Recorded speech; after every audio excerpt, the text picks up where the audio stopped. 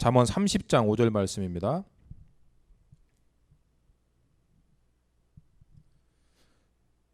잠언 30장 5절 말씀 우리 한 목소리로 찾으셨으면 다 같이 읽도록 하겠습니다. 잠언 30장 5절. 30장은 아굴의 잠언이라고 나오죠. 30장 5절 한 목소리로 읽습니다. 하나님의 말씀은 시작. 하나님의 말씀은 다 순전하며 하나님은 그를 의지하는 자의 방패시니라. 아멘. 오늘 본문의 말씀을 가지고 순전한 말씀이라는 제목으로 하나님의 말씀 전하도록 하겠습니다. 이 시간 우리 화면을 보면서 또 우리 댓글로 서로에게 하나님의 은혜와 평강이 당신에게 우리 청소년부에게 넘치기를 원합니다 라는 의미를 담아서 샬롬하고 인사하도록 하겠습니다. 인사합니다. 샬롬 시작. 샬롬 반갑습니다. 여러분 어떤 자리에 있든지 간에 하나님의 은혜와 평강이 충만하기를 예수님의 이름으로 축복합니다. 원래는 지난주까지 이제 성경 말씀에 대해서 좀 말씀을 나누고 8월 달부터는 다른 말씀을 좀 나눌까 했는데 우리가 좀 코로나 때문에 또 2주 연장되다 보니까 그래 그냥 8월 여름 방학 동안에 우리가 말씀에 대해서 계속 좀 말씀을 들었으면 좋겠다라고 해서 이번 주도 계속해서 하나님의 말씀에 대해서 계속해서 말씀을 듣도록 하겠습니다. 우리가 보통 이제 금이라고 하면 지난주 담임 목사님께서 금에 대해서 얘기를 하는데 목사님이 어릴 때 시골에도 이제 일본 사람들이 와서 일제 시대 때 금을 캔다고 금광이라는 어떤 그 동굴이 있었습니다. 그래서 어릴 때 잠깐 들어가 보다가 너무 깊어가지고 가다가 말았던 기억이 나는데 금을 캐려고 하는 거죠. 근데 보통 사람들이 볼 때는 이제 그 금인지도 모른다는 겁니다. 왜냐하면 이제 이게 순금 우리가 생각할 때는 순금이지만 순금이 있는 게 아니라 이렇게 바위에 막 같이 이렇게 섞여 있기 때문에 관심이 없는 사람은 이렇게 금인지도 모른다는 거죠. 그래서 이제 그런 바위에 섞여 있는 그 금을 캐서 그거를 이제 어떤 일련의 과정을 거친 다음에 순수한 금을 만들어내야 되는데 그때 우리를 그건 순금이라고 합니다. 그래서 그냥 자연 상태에 있는 그것도 금이지만 그것 자체만 가지고는 보통 가치가 없지만 큰 가치가 없지만 그것을 순금이라는 어떤 그 과정을 거쳐서 순금이라고 했을 때 이제 그 가치가 완전히 달라지는 거죠. 그래서 이 순금이라는 거는 전 세계 통화의 가치를 결정하는 중요한 이제 가치 수단이 되기도 합니다. 그래서 이제 미국의 달러가 뭐 전 세계 통화를 좌지우지하는 것도 미국이 이제 금을 많이 가지고 있기 때문이죠. 그래서 우리가 보통 이제 금이라고 하는 것들은 그만큼 이제 그냥 금이 아니라 순금이 가치 있다고 생각하는 겁니다. 사람에게도 이 순금, 순전하다, 오늘 말씀처럼 순전하다라는 뜻과 비슷한 단어가 있는데 이제 그 단어가 보통 이제 순수하다라는 뜻입니다. 그런데 우리가 이 순수하다라는 뜻은 사전적인 얘기로 이렇게 됩니다. 거짓이 없다. 그리고 순수하다, 순진하다 이렇게 뜻으로 표현되는데 그 사람이 상대방을 대할 때 거짓이 없이 대하고 자신의 이익과 가치에 따라 상대방을 가려서 대하는 것이 아니라 순전하게 있는 사람 그대로의 가치를 가지고 그 사람과 관계하는 사람을 보통 이제 순전하다, 순수한 사람이다, 순진한 사람이다라고 표현합니다. 그런데 우리는 보통 순진한 사람이라고 할 때 좀 부정적인 뉘앙스가 있죠. 제 친구는 좀 순진해라고 할 때 뭔가 세상 물정 모르는 듯한 약간 좀 뭔가 비꼬는 듯한 약간 뉘앙스가 있잖아요. 하지만 순전함, 순수함에 대해서 성경에서는 많은 부분 이야기를 하고 있고 그래서 또한 너희들도 순수해야 된다. 순전해야 된다. 순진해야 된다라고 표현하고 있고 오늘 말씀처럼 순전한 행실과 태도를 갖추어야 한다라고 말씀하고 있습니다. 그런데 이게 말로만 하는 게 하면 뭐 별로 어렵지 않았지만 우리가 단편적인 예로 어떤 친구와 학교에서 관계를 할 때 특히 이제 남학생들은 그런 이제 약간 완력 싸움이 많잖아요. 학교에서 초창기에 누가 힘이 세냐, 누가 뭐 서열이 높냐 그렇게 해서 자기 싸움을 하기도 하는데 그래서 보통 이제 가만히 있는 친구를 가만히로 보고 이제 좀 건들기도 합니다. 그러면 그 친구가 처음에는 장난으로 건드렸지만 이 친구가 그거에서 대꾸를 하지 않을 때 이제 얘는 뭐 별로 대꾸를 하지 않네, 가만히 있네라고 하면 이제 그 친구를 자꾸 이제 공격하면서 쉽게 얘기하면 이제 피해자가 되기 시작하는 거죠. 그리고 그 친구를 뭐 더 나아가서는 뭐 셔틀을 시킨다든지 쉽게 얘기하면 학교 폭력이 지속적으로 반복되는 어떤 그런 약간 먹잇감으로 삼을 수 있다는 겁니다. 그래서 우리는 보통 그런 일들을 당할 때 우리가 어떤 친구가 나를 아무 의미 없이 때리거나 공격을 할 때 가만히 있으면 안 됩니다. 그래서 그 상황에서 나도 만만치 않다는 걸 보여주거나 그 친구에게 반격을 해야 되는 게 우리 기본적인 정설이지요. 그런데 우리가 이렇게 일반적인 생각으로 삶을 살 때 예수님께서 오셔서 갑자기 우리가 그 땅에 살았다고 합시다. 나를 가만히 있으면 가만히로 보기 때문에 당연히 반격해야 된다라는 생각을 가지고 있는 우리에게 예수님이 이렇게 얘기하는 겁니다. 만일 형제가 네 오른뺨을 때리거든 네 왼뺨도 가져다 대라. 이게 무슨 말이 안 되는 얘기를 하는 거죠. 쉽게 얘기하면 아무 이유 없이 그 친구가 나를 놀리거나 때리거나 협박을 하더라도 그거에 대해서 나는 그냥 순수하게 그 사랑으로 그 친구를 감싼다는 마음으로 왼뺨도 가져다 댈 수 있어야 된다. 이렇게 표현하고 있는 겁니다. 그럴 때 만약에 우리가 예수님의 말씀대로 산다고 하면서 친구가 학교에서 그런 부당한 대우를 할 때 야 이쪽도 때려봐 라고 할 때 뭐라고 할까? 우리가 어떤 대우를 받겠어요? 그 친구들이 오히려 비웃고 내가 진짜 학교에서 부당한 대우를 지속적으로 받을 수밖에 없겠죠. 그래서 말씀을 내 삶 가운데 그대로 순수하게 순전하게 대입하는 게 그렇게 어렵습니다. 또 여러분들 나중에 목사님이지 나중에 집사님들하고 교회 이제 신앙이 있는 분들이 사업을 하시는 분들하고 가끔 얘기를 해보면 목사님 세금 신고 똑바로 하고는 일 못합니다. 정직하게 일해서는 살아남을 수 없습니다. 조금씩은 불법을 하거나 세금 신고도 조금씩 이렇게 수정을 해서 해야 됩니다. 그렇게 해야 살아남을 수 있다고 하는 거죠. 여러분 우리 교회 다니는 친구들 중에 크리스찬 중에 중학생은 잘 모르겠어요. 물론 우리 목사님 때는 중학교 때부터 초등학교 때부터 담배 피우는 애들도 있었으니까. 근데 우리가 크리스천 청소년들이 힘들어하는 것 중에 한 가지가 뭐냐면 술 담배에 대해서 힘들어하잖아요. 교회 가면 술 담배를 이제 안 해야 된다라고 하는데 또 반대로 이렇게 묻습니다. 예수님도 술을 하셨고 포도주를 드셨잖아요. 근데 왜 우리는 술을 먹으면 안 됩니까? 그리고 더 나아가서 좀 아는 친구들은 미국 교회는 술을 합니다. 담배도 하고 독일도 마찬가지고 외국 유럽이나 그런 교회들은 술 담배를 다 하죠. 그런데 왜 우리는 못 합니까? 라고 묻습니다. 이게 왜 이런 질문이 자꾸 나올 수밖에 없냐면 그냥 순수하게 야 교회 다니면 신앙과 믿음을 지키고 다른 사람에게 어떤 상처나 그 모습들이 또 왜 교회 다니는데 왜 술 담배를 하지라고 하는 그런 모습들이 시각에 비춰줄 수 있으니까 바울처럼 아예 그런 것들을 내가 잘라버리기 위해서 난 술 담배를 하지 않겠다 그렇게 하기로 결단하겠다라고 순수하게 해버리면 문제가 없습니다. 그런데 내가 교회를 다니면서도 술을 하거나 담배를 좀 접할 수 있는 기회가 자꾸 많아지고 또 그런 거에서 유혹을 받다 보니까 또 실제로 그런 것들을 하다 보니까 왜 하면 안 됩니까? 라는 질문이 자꾸 나오는 거죠. 이거는 불순하다라기보다는 우리가 그만큼 순수하게 신앙생활을 하기 어렵다는 어떤 증거가 될 수 있다는 거죠. 그래서 우리의 믿음의 결단이 이래서 어렵습니다. 우리의 감정과 생각대로 사는 것이 쉽지 하나님의 말씀을 있는 그대로 순전하게 내 삶 가운데 적용해서 오른쪽 뺨을 때려 왼쪽 뺨을 갖다 대겠습니다. 그 말씀 믿습니다 하고 그대로 하겠습니다. 이렇게 하는 게 어렵다는 거죠.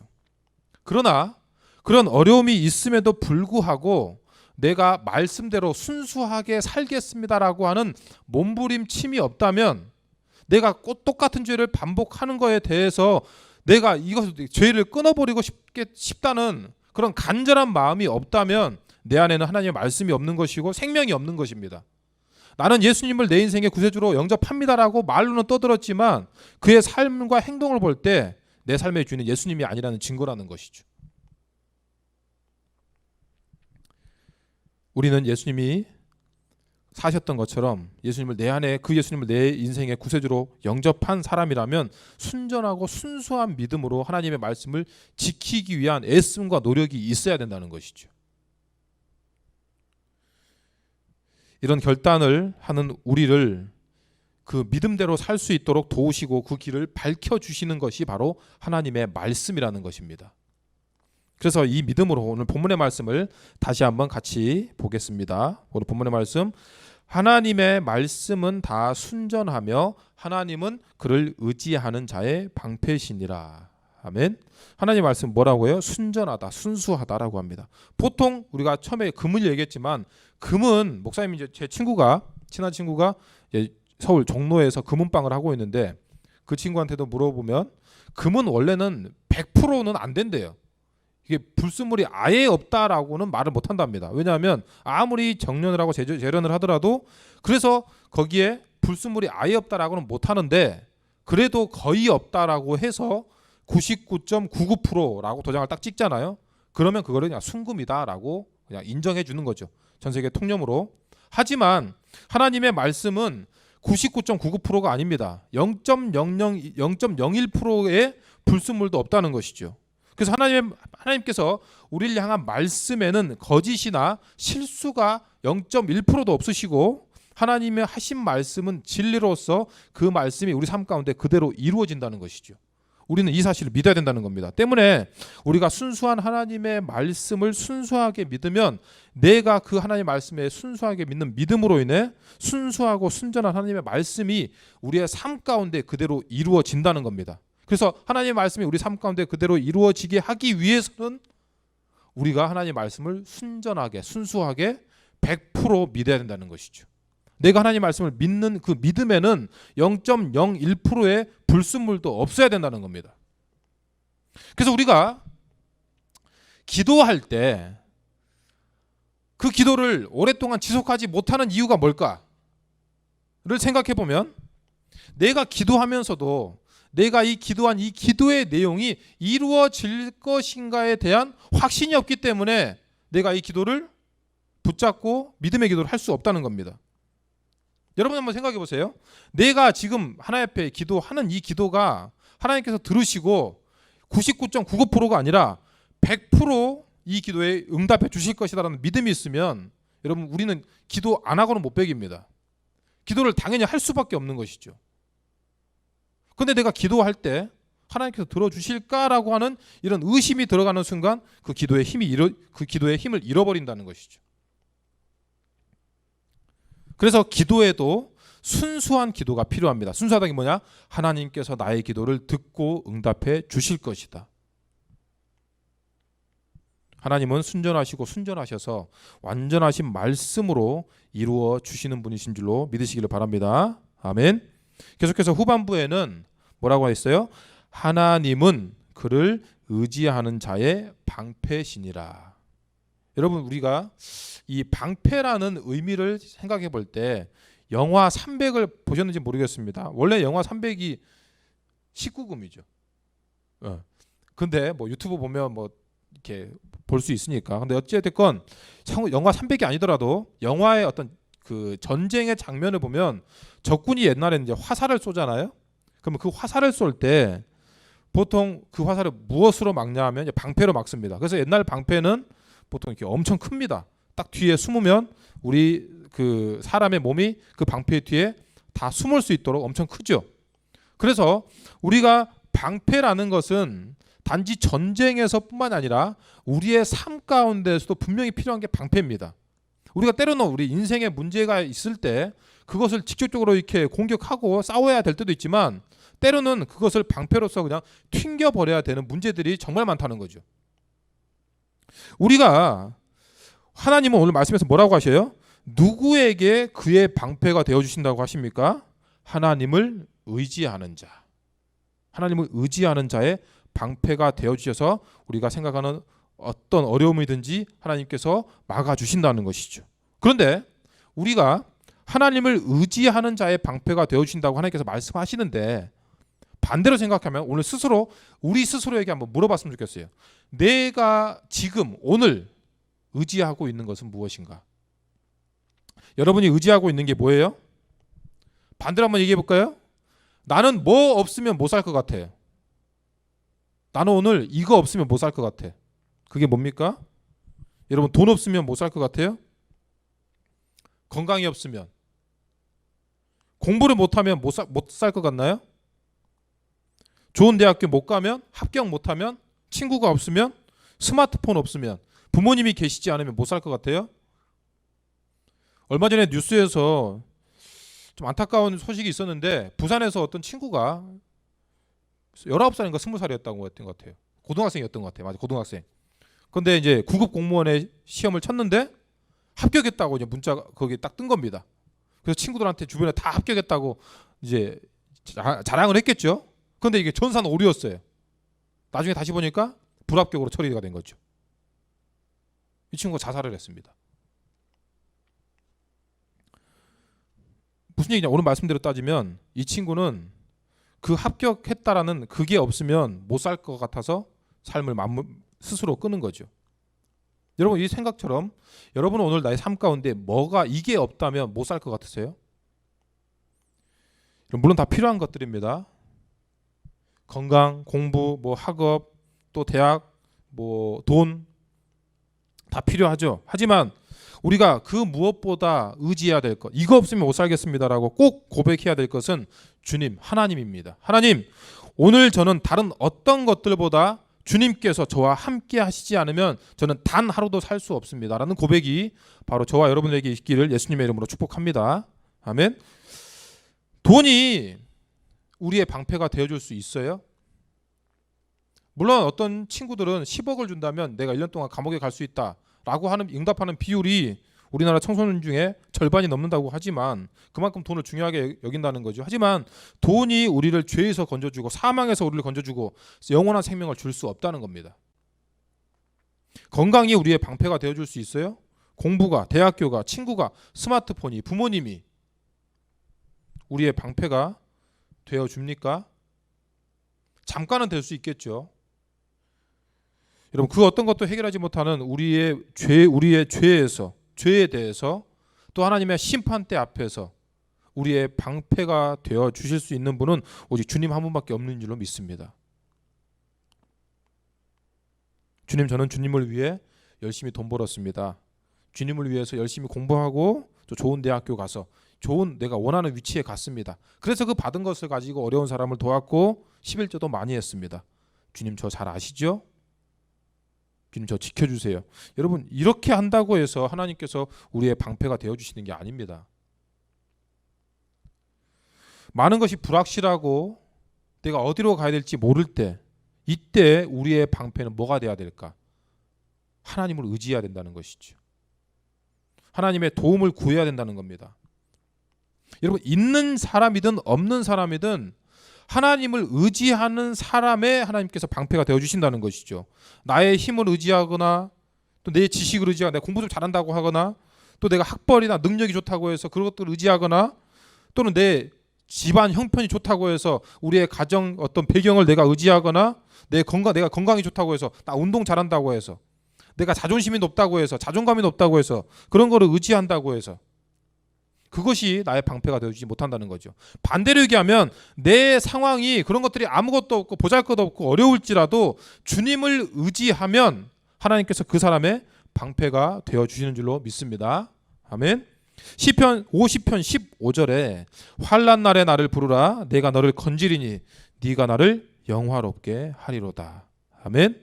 우리가 오히려 환난과 아픔과 어려움이 있을 때 하나님의 이름을 부르면 하나님께서 우리의 방패가 되어주시고 우리를 건져주시고 그 건져주신 하나님의 은혜로 인해 다시 우리가 하나님을 영화롭게 해드릴 수 있다는 겁니다. 우리가 힘들 때 어려울 때 성경책을 펼쳐서 보는 것도 좋습니다. 그러나 최소한 우리가 힘들고 어려울 때 자동적으로 반사적으로 우리가 요즘 올림픽을 보고 있잖아요. 올림픽 선수들은 뭔가 뭐 주머니에서 꺼내서 하는 게 아니라 이미 반사적으로 행동할 수 있도록 4년, 5년, 쉽게는 몇 년 동안, 짧게는 뭐 더 길게는 몇 년 동안 연습을 한 거죠. 반사적으로 나올 수 있도록. 그만큼 우리가 삶에 어려움이 있을 때 반사적으로 내 속에서 내 중심에서 하나님의 말씀이 나의 능력으로 나타날 수 있도록 하나님의 말씀을 가까이 해야 되고 그리고 지난주에도 말씀드렸지만 하나님의 말씀을 최소한 몇 개 정도는 암송하고 있어야 된다는 겁니다.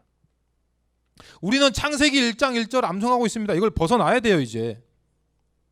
그거는 교회 안 다니는 친구들도 다 암송합니다. 요한복음 3장 16절 암송합니다. 이걸 벗어나야 된다는 거죠. 바라기는 최소한 10구절 이상은 암송해야죠. 그래서 지난주에도 말씀드렸잖아요. 디모데후서 3장 16절 17절 말씀은 이번 여름 방학 동안에 꼭 암송하자. 어려운 건 아니잖아요. 모든 성경은 하나님의 감동으로 된 것으로 교훈과 책망과 바르게 함과 의로 교육하기에 유익하니 이는 하나님의 사람으로 온전하게 하며 모든 선한 능력을 행할 능력을 갖추게 하려 함이니라. 목사님 좀 헷갈리네. 어찌됐건 이렇게 계속해서 내가 좀 틀리면 다시 한번 보고 그 말씀이 내 삶 가운데 뿌리내려 있고 그 말씀이 나에게 능력이 나타날 수 있도록 암송하고 그것이 어려울 때 자꾸 반사적으로 나올 수 있도록 내 안에 그걸 심어야죠. 성경은 하나님의 말씀을 뭐에 비유하냐면 씨앗에 비유합니다. 씨앗. 그러면 그 말씀의 씨앗을 순전하게 내 마음 가운데 하나하나 심을 때 그것이 자라서 열매를 맺게 된다는 거죠. 여러분 내 삶 가운데 하나님의 말씀의 씨앗을 심지 않고 뭔가 열매를 맺을 거라고 기대하는 사람이 그건 진짜 말 그대로 도둑놈이죠. 나는 심지도 않고 뭔가 하나님의 말씀을 내 안에서 내 심령 가운데 그 말씀을 내가 넣지도 않고 읽지도 않았고 암송도 하지 않고 또 가까이 하지도 않았는데 말씀의 열매가 맺기를 바란다는 게 그거는 맞지 않는다는 겁니다. 그래서 우리가 하나님의 말씀을 계속 가까이 해야 되고 특별히 오늘 담임 목사님도 말씀하시던데 8월 오늘 1일부터 이제 2021년 후반기에는 성경을 좀 읽자라고 해서 딱 구체적으로 정해 주셨습니다. 뭐 이번 주에는 마태복음 읽자. 그래서 올 한 해는 최소한 신약은 다 읽자라고 해서 한 주에 이번 주간에는 마태복음 읽자라고 하셨는데 우리가 청소년부는 그렇게 할지 못할지라도 일단은 목사님이 담임 목사님께서 했던 전 교인들에게 이거는 지령 또 숙제를 주신 것이기 때문에 여러분들과 똑같이 말씀을 드립니다. 이번 주에 마태복음 읽으시기 바랍니다. 그리고 다음 주에 마가복음 나갑니다. 그래서 한번 꼭 읽어보시고 지난주에도 계속 얘기했지만 안 된다라고 하지 마시고 또 목사님이 주중에 전화 통화해보니까 성경 읽고 있냐라고 할 때 뭐 그때 읽었다 아니면 좀 읽었다 아니면 이렇게 지속적으로 읽고 있는 친구는 거의 없었던 것 같은데 괜찮습니다. 또 말씀을 듣고 지금부터 다시 또 하면 되잖아요. 또 말씀 듣고 그래 오늘부터 다시 또 해봐야지. 하지만 이게 제일 나쁜 게 뭐냐면 어차피 안 했는데 이게 제일 나쁜 거야. 안 했을지라도 말씀을 들으면 그래 오늘부터 다시 해야지. 작심삼일이 되더라도 다시 해야지. 또 다시 해야지. 그게 우리에게 필요한 겁니다. 설령 똑같은 맥락으로 우리가 하나님 앞에 죄를 지었을지라도 내가 똑같은 거짓말을 하나님 앞에 반복하더라도 어차피 나는 거짓말이 맨날 또 거짓말하는데 회개해봤자 또 거짓말할 텐데 이게 제일 나쁜 겁니다. 하나님의 말씀을 들을 때 역시 하나님 또 또 거짓말했습니다. 용서해 주시옵소서라고. 그때만큼 진정으로 회개를 해야죠. 근데 내일 또 거짓말 할 수도 있습니다. 그럼 또 다시 그 자리에서 하나님 제가 또 용서를 구했고 회개했는데 또 거짓말했습니다. 용서해 주시옵소서 하고 다시 한번 또 엎드려 회개해야죠. 그 단계를 계속해서 밟고 훈련해 나가고 계속해서 스스로를 거기에 나아가야지 우리가 신앙의 성장이 있는 겁니다. 계속해서 얘기하지만 우리는 그런 과정을 준비하는 교육 부서, 그러니까 청소년은 교육 부서라고 했죠. 훈련을 해 나가야 되는 단계라는 겁니다. 그래서 여러분 이 성경도 읽으시고 암송하시고 또 쓰시고 또 가까이 할 수 있기를 예수님의 이름으로 축복합니다. 오늘 말씀 정리합니다. 오늘 우리의 방패가 뭐예요? 내가 의지하고 있는 게 뭡니까? 내가 주인 되어서 또는 내 마음대로 살고 있는 것은 아닌지 꼭 한번 점검해 보시고 내가 어떤 새로운 일을 할 때 이것을 누구를 의지해서 시작하는가? 내가 새로운 공부를 하거나 새로운 진로를 하거나 뭔가 새로운 방향을 할 때 내 마음대로 결정하는 것이 아니라 하나님께 묻고 있는지 또 하나님께서 나의 방패가 되어 달라고 구하고 있는지 내가 어려움 가운데 친구에게 전화하거나 엄마 아빠한테 도움을 구하는 것이 아니라 먼저 방에 들어가서 문을 잠궈놓고 하나님 제가 이런 어려움이 있습니다. 하나님 저의 방패가 되어 주시옵소서라고 하나님께 구할 수 있는 저와 여러분 다 될 수 있기를 예수님의 이름으로 축복합니다. 그리고 그럴 때 우리가 기도를 하든지 하나님의 말씀을 읽든지 그 기도를 순수하게 믿는 믿음으로 하나님의 말씀이 우리 삶 가운데 그대로 이루어지는 저와 여러분 다 될 수 있기를 예수님의 이름으로 축복합니다. 아멘. 오늘 들은 말씀 기억하면서 함께 기도했으면 좋겠습니다. 하나님, 순전한 하나님의 말씀을 또 읽고 사랑하는 저희가 되게 해 주시옵소서. 또 하나님의 말씀을 읽고 쓰고 암송하게 하시고 설령 그동안 그랬지 못했고 또 그동안 내가 하려고 해도 몇 번씩 실패했을지라도 오늘 다시 결심하오니 성령님 함께하여 주시고 또 하나님을 우리 인생의 방패 삼는 저희가 되게 하여 주시옵소서라고 오늘 들은 말씀 기억하면서 기도하도록 하겠습니다. 기도하겠습니다. 하나님 아버지 감사합니다. 하나님